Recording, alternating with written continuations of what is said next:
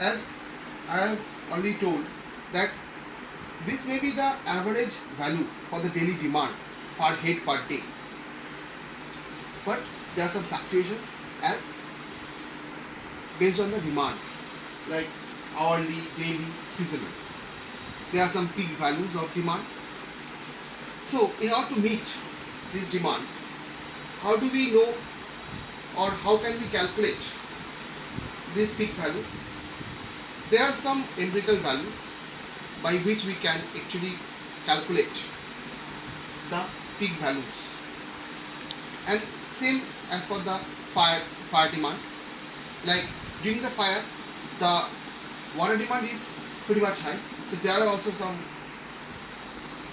empirical formulas which I am coming later.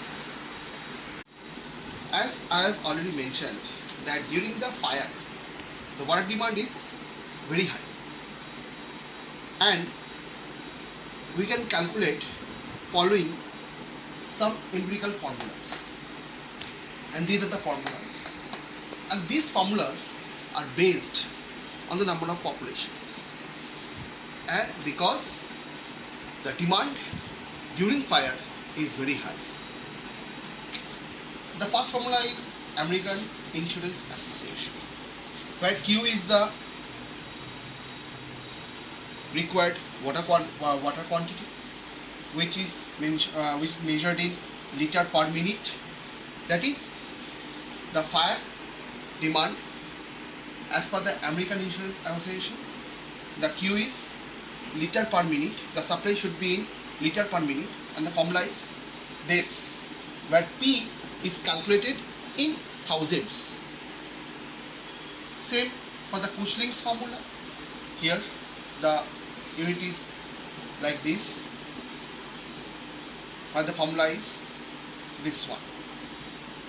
And Ministry of Urban Development, here the unit of Q is slightly different, and here it is kiloliter per day, and the formula is 100 multiplied by root over P, where P for this formula it is applicable when the population is more than 50,000. So currently we have gone through several demands like domestic, commercial, and industrial, then public use, etc. So keeping all these demands in mind, when somebody is designing a particular water supply scheme for a particular city or a region, that person has to keep in his mind all these demands, and based on all these demands, the water supply scheme should be designed, as altogether these demands deals with the total water demand. So again I am mentioning, while designing a particular water supply scheme, one person who is responsible for the design, he or she has to keep in his or her mind that these demands should be included in the calculation for the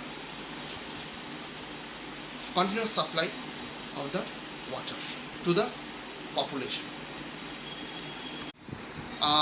Before completion of this particular chapter, I need to mention one thing, that the water supply project, a new water supply project which we are about to set up. So a particular design is very much proper design of the water supply scheme is required, which depends upon the total water consumption per head per day, as well as the total number of population. Besides that, while designing the water supply scheme, there are some factors we need to keep in our mind, such as the climate of the particular region.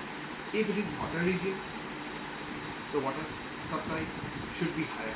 That is the water demand should be.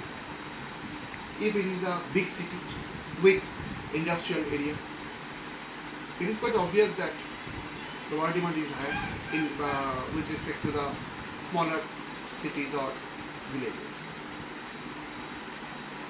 Suppose a particular area has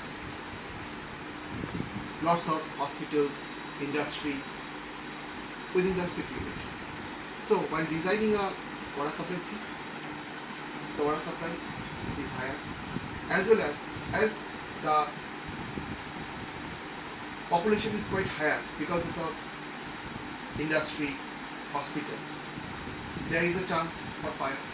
So all these things should be keeping in our mind. And there are other factors, as I have already mentioned. So these are all the things we need to think regarding the water demand.